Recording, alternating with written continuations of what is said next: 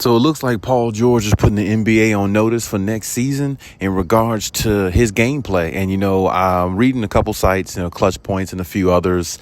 Paul George speaks on the fact that, he's ready to get on people's asses next year. He's ready to, go hard, and go at people and really, send shots to people, whoever's guarding him next year, because he's getting back with his old trainer or his trainer that, was training him and assisting him when he was in the MVP conversation a few years ago, when he was on OKC with Russell Westbrook, actually. So, with that being said, okay, I understand that. I understand that Paul George is basically sending a shot to everybody next year, warning everybody, hey, I'm ready. I'm going to be ready. I'm coming out. I'm blasting off, and I'm ready to do this shit. You know what I'm saying? I'm ready to go play at the top of my game. I understand all that. But see, to me, I think Paul George should shut the hell up. Don't go out there and do no talking. Don't go out there and say a damn thing. You have been injured along with Kawhi the last few years. There has been 4 seasons that y'all have been together where you had time to go out there and show everybody who you really are and shut the world up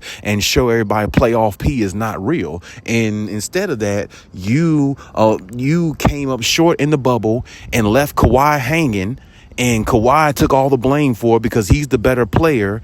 And when we think about it, if Paul George showed up and played the way he should have, the bubble would have never been a catastrophe for the Clippers the way it was. Now, of course, Paul George came out and said his shoulder was messed up and all these other things. But at the same time, nobody wants to hear that. If you're out there on the floor, you're accountable. That's just the way it is. If you're out there on the floor, you have to be accountable for what you do and accountable for what you don't do. And they came up short. Paul George was a big reason why, hitting the side of the glass and the backboard and not playing to his full capability. That's a problem. And then, years later,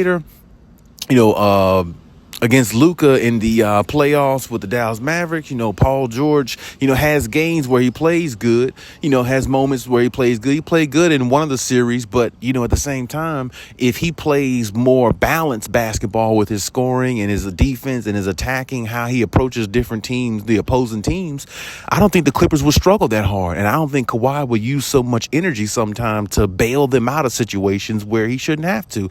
That a couple of years ago against Luka, there's no reason why they should have been down 3-2 in that series. There's no reason why that series should have came to the brink the way it did, but it does because it's all on Kawhi to be the superhero. And Paul George has moments where he shows up big and everything in the playoffs. And like I said, he had the one season where they went to the conference finals against the Phoenix Suns where he came up, kind of big and played, pretty well. But at the same time, I can't give him much credit for that because Terrence Mann in that Utah series scored that 39 points to beat Utah in that game 6. So they wouldn't have to go to a game 7. You see what I'm talking about? And Kawhi helped get him up to that point because the first round, they were about to get bounced by Luka and the Mavericks, and Kawhi turns into a basketball god and scores 45 points in that game 5 or 6, and then that game 7, the Clippers really just beat them and took it over, or and the rest was history. I think it was game 6 actually, but either way, Kawhi saved them from that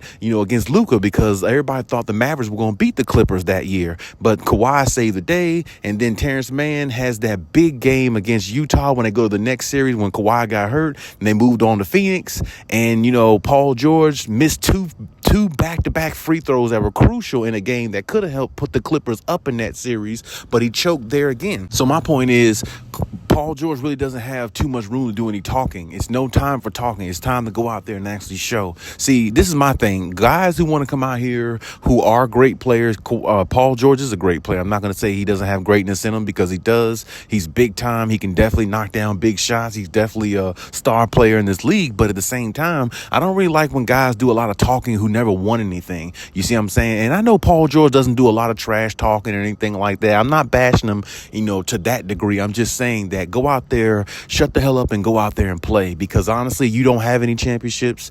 Honestly, you've had opportunities. Honestly, you've came up short. Just like you and Kawhi, honestly, your injuries have been an injury. I can keep going on and on, but it's no need to go on and on because we all know Paul George is talented, but not a winner, and that's the difference. The same thing goes with Russell Westbrook. The talent has always been there. The skill, the supremeness has always been there, but it has not been to the elite of elite levels of the greater players because those two players have not been able to win a championship together on the same team, nor have they been able to win a championship separated in opposing teams. So when you do talking or when you initiate any type of conversation, you need to have rings to back it up. And the Clippers are good enough to win a ring, but really they haven't. And that's just what it comes down to. And Paul George has to realize talking your way to a championship is not going to happen. You have to go out there and actually prove that you're that good of a team. And the way teams are stacking up, the Phoenix Suns and all these other teams stacking up with these players, I mean, it's okay to go out there and have a dope season. You know, if Paul George is in the MVP conversation once again, that's a good thing. But at the same time, it doesn't mean nothing, because if you're in the MVP conversation, doesn't mean nothing. Even if you win the MVP, yeah, you're a highly, looked at player that season. But if you don't win the championship with it, that's when people digress and regress and look back and be like, hey, was he really the MVP or not? And that's just, the nature of the game. But at the same time, it's all about winning this championship. And I hope that Paul George, can back up his words and go out there and play highly. I hope that Kawhi can too, without any injuries on both of these players, Kawhi and PG, and go out there and show everybody who they really are and what, people forgot about them in regards to how great they are, and do it continuously throughout the season.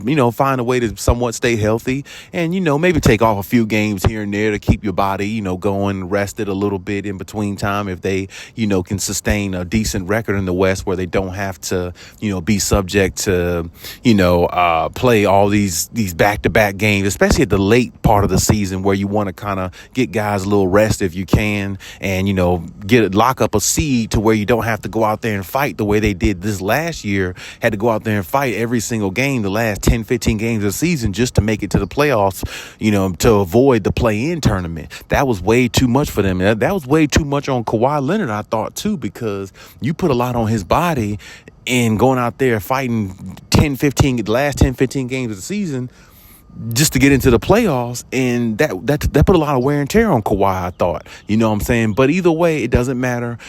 Paul George, I hope everything works out for him, but I also hope everything works out for, this team and Kawhi Leonard as well, and winning a championship, because that's what it's all about at this point. Injuries, none of that is a factor. So regardless of all that Paul George is saying, I hope he stays healthy so he can back these words up, because if he doesn't, these words are going to come back and smack him in the face, and somebody's going to throw him in his face, and then he's not going to like it. So this is the reason why I said talking is never good unless you're winning. So if you're not winning, if you haven't won no championships, there's no need to talk. Go out there and play. Go out there and prove to everybody who you are. Go out there and show everybody the Clippers should have been the champions way before now, but this is our season and this is our time, and that's all you have to do. But hey, leave any comments in the comment section. Let me know what you think, and we'll talk about it.